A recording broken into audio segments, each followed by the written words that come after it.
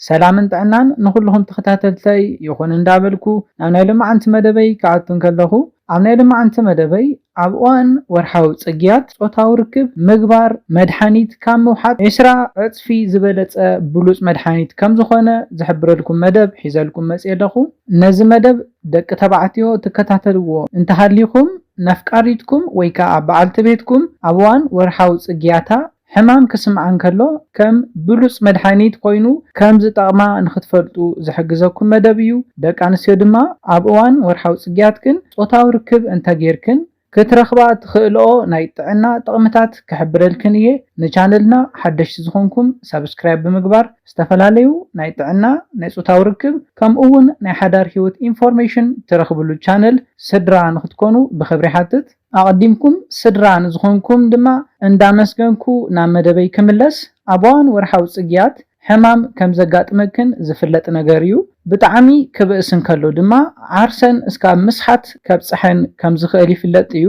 ኣብ ሓደ ደቂ ኣንስትዮ ድማ ቅልል ዝበለ ናይ ርእሲ ሕማምን ዝተወሰነ ናይ ከብዲ ሕማም ከም ዘጋጥመን ዝፍለጥ ነገር እዩ። ኮይኑ ግና ኣብ እዋን ወርሓዊ ጽግያት ጾታዊ ርክብ ምግባር ናብ ሕማም ዘብፅሐን መሲሉ ዝስምዐን ደቂ ኣንስትዮ ኣለዋ። ኮይኑ ግና እቲ ሓቂ እቲ ሳይንስ ዝድግፎም ቁሩብ ሓሳባት ኣለዉ።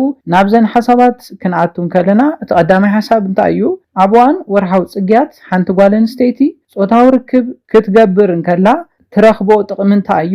ኢንቮለንተሪ ዝኾነ ኮንትራክሽን ወይ ከዓ ኣብ ብልዕታ ውሽጢ ዘለው መሰላት ኣብ ዝሸማርርሉ እዋን ልዑል ዝኾነ ሕማም ይስምዐን እዩ። ጾታዊ ርክብ ኣብ ትገብረሉ እዋን ማለት እውን ናይ ትወዲ መትሎ ናብ ውሽጢ ብልዕታ ከኣቱን ከሎ ነዚ ኮንትራክሽን ይቕንሶ እዩ። ስለዝኾነ ኣብ እዋን ወርሓዊ ጽግያት ዘጋጥም ናይ ምስል ምሽምራር ሪላክስ ንኽኸውን ብምግባር ሕማም ንኽቕንሰልክን ዝሕግዘክን እዩ። እቲ ካልኣይ ጥቕሚ ናይ ጾታዊ ርክብ ኣብ እዋን ወርሓዊ ጽግያት እንታይ እዩ? ናይቲ ወርሓዊ ጽግያትክን ጻንሒት ይቕንሶ እዩ። እዚ ክንብል እንከለና ኣብ እዋን ወርሓዊ ጽግያት ናይ መስል ኮንትራክሽን ስለ ዘሎ እታ ጓል ኣንስተይቲ ናብ ናይ ጾታዊ ርክብ ዕግበት ክትበጽሕ እንከላ ኣብ ናይ ማህፀና መንደቃት ዘለው ርስሓታት ናብ ደገ ናይ ምድፋእ ኢነርጂ ስለ ዝረክብ ካብ ኮንትራክሽን ወፂኡ ናብ ሪላክስ ሞድ ስለ ዘእትዎ ብቐሊሉ ወርሓዊ ጽግያትክን ቀልጢፉ ንኽውዳእ ዝሕግዘክን እዩ። እቲ ሳልሳይ ናይ ጾታዊ ርክብ ድሌታ ብዕጽፊ ይውስኾ እዩ። ኣብ እዋን ወርሓዊ ጽግያት ኣብ ናይ ጓል ኣንስተይቲ ብልዕቲ ዘሎ ፈሳሲ ንዓርሱ ስለ ዝቕይር ወይ ከዓ ስለ ዝሕድሾ ብናይ ሆርሞናል ፍላክቹዌሽን ማለት እዩ።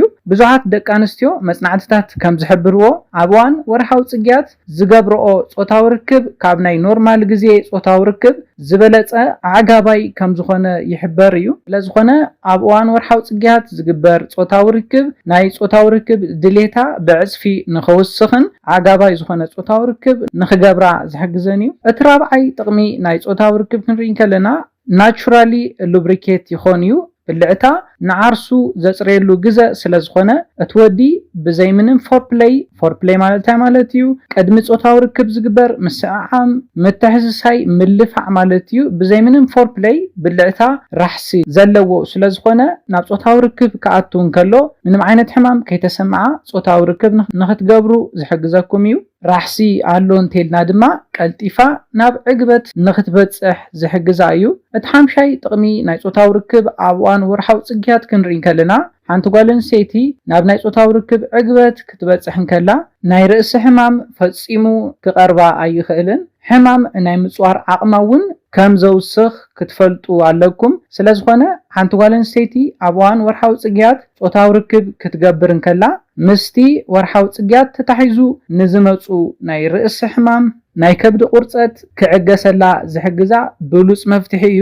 ኣብዚ ክትፈልጥዎ ዘለኩም ግና ኣብ እዋን ወርሓዊ ጽግያት ዘይተደለየ ጥንሲ ከጋጥም ስለ ዝኽእል ብዝኻልኩም ዓቕሚ ኮንዶም ተትጥቀሙ ዝሓሸ ሪዘልት ትረኽቡ ኢኹም። ምክንያቱ እንታይ እዩ?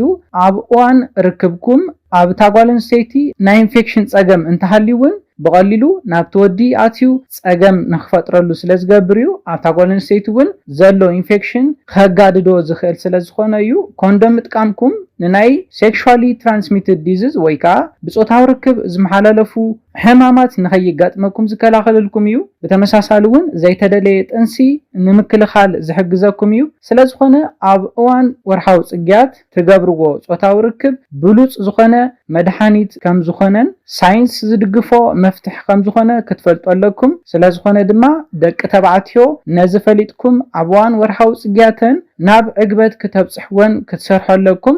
ምክንያቱ ድማ ናብ ዕግበት ክበጽሓን ከለዋ ብናይ ወርሓዊ ጽግያት ተታሒዙ ዝመጽእ ሕማም ስለ ዝቕልንሰለን እዩ። ነዚ ኢለ ናይ ሎምዓንቲ መደበይ በዚ ክዛዝም ካብ ናይ ሎምዓንቲ መደበይ ዝኾነ ሓድሽ ነገር ከም ዝሓስኩም ተስፋ ይገብር። ሓሳብ ርእቶን ተሃሊኩም ብኮሜንት ሴክሽን ሓሳባትኩም ግለጹለይ። መደብና ናብ ብዙሓት ንክበጽሕ ላይክ ሼር ግበርዎ። ሰላምን ጥዕናን ንኹላትና ይቀኒየለይ።